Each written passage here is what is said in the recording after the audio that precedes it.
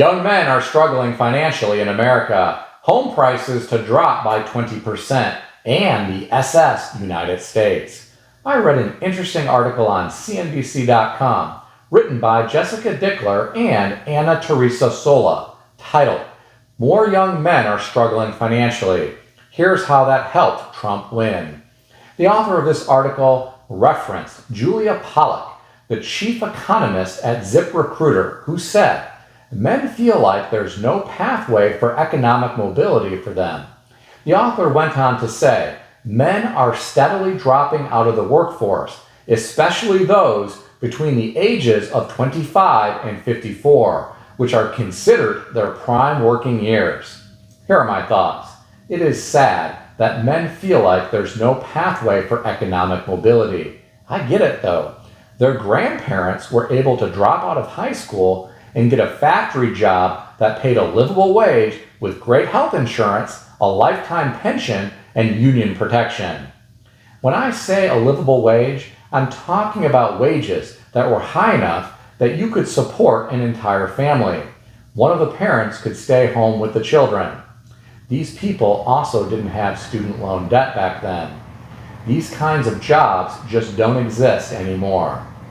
Now, I'm sure some of you are going to hold me to that statement, so I'll say this. If you know of a factory in America that is hiring right now that pays enough to support an entire family, and that factory offers a lifetime pension and good health care, keyword good, let me know about it in the comment section below. I really doubt it exists. Many young people think college is the ticket to riches, and for some that is true. With that said, a college degree doesn't guarantee a job. It may help you get a job, but there are no guarantees it will be a good job. There are also no guarantees you will even find a company to hire you in your field. I was talking to someone this week who spoke with a recent graduate with a tech degree. This person has multiple certifications and he has applied for over 60 jobs and he still hasn't gotten hired. What do you think about all this? Share your thoughts in the comment section below. Here's some news that some people aren't ready for.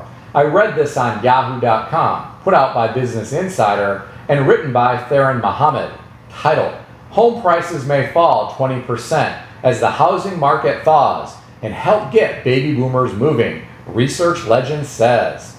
The author of this article referenced Meredith Whitney, who said, "Home prices are poised to fall by up to a fifth as the frozen housing market thaws, and that could help baby boomers to sell at last and younger people to become homeowners." I'm going to stop here and share my thoughts. Who's to say younger people will be able to become homeowners? Are they going to be able to compete with Wall Street funds who may also want to purchase these homes at a discount? With all of the job layoffs that I keep reading about, some of these young people may not have the income to buy these homes if they go on sale.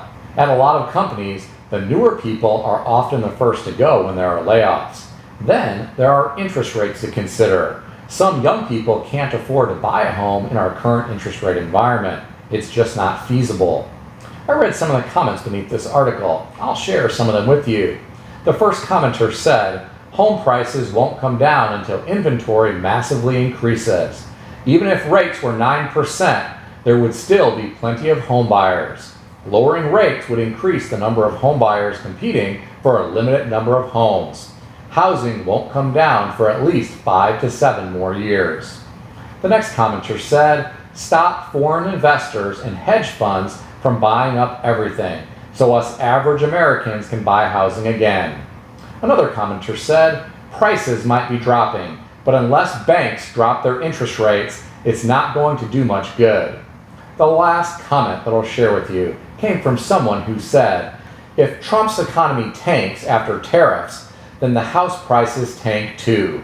So the new young buyers with no 401ks will be getting cheaper houses with no risk on the retirement funds, but the older homeowners will get a double whammy with loss of equity and loss of retirement funds."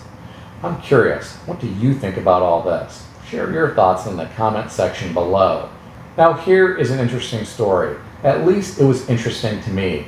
It is about the SS United States. This is a cruise ship that some people have probably never heard of. It broke a transatlantic speed record, and it was built for a secret purpose. The government secretly worked with the cruise line to build a ship that was incredibly fast with a tough hull so it could be used as a troop carrier in the event the government ever needed it during the time of war. You can find some interesting documentaries about this ship online. Anyway, the article I read today was on yahoo.com, put out by Jalopnik, and written by Ryan Eric King, titled Concrete Magnet Aims to Save SS United States from Becoming Artificial Reef. According to the author, the SS United States was scheduled to be towed from Philadelphia to the Gulf of Mexico where it would be sunk, but a Brooklyn concrete magnet wants to save it and turn it into office space. Here are my thoughts. I think it would be great if someone could save the SS United States, but I really doubt that will happen. In one of the documentaries that I watched, the narrator said it was built with a lot of asbestos. The designer wanted to make sure it was fireproof. He didn't even want a wood piano on the ship. He tried to get a piano made out of other fireproof materials. Ultimately, they went with a wood piano. I can't imagine how expensive it would be to deal with any environmental concerns on that ship. Who knows what kind of structural shape that ship is in these days? It's been rotting away since 1996 in Philadelphia. I read some of the comments beneath this article. I'll share some of them with you. The first commenter said, "Why didn't he come forward before? She's been sitting, rusting away for years. I can only hope he can successfully get this project done." The next commenter said, "I hope this ship gets a second chance in life to have a makeover. Make it look beautiful and be useful and alive on the surface instead of underwater." Another commenter said, "When somebody's ambition exceeds their bank account, the likely outcome is that nothing will come of it." The last comment that I'll share with you came from someone who said, "Get this rust bucket out of Philly. We have watched it rust away for years. Take it and sink it and be done." I'm curious, have any of you ever seen this ship? If you have, tell me about it in the comment section below. If you enjoyed this video, consider subscribing to the channel. I want to extend a special thanks to everyone who has subscribed to this channel. I want to also thank all of my channel members. If you would like to become a channel member, there is a link in the description beneath this video. You can read more about the different membership levels. Please also check out some of the great books I suggest you consider reading in the description below. I've included Amazon affiliate links to these books. As an Amazon associate, I earn from qualifying purchases. Stay healthy and wealthy. I'll see everyone in the next video.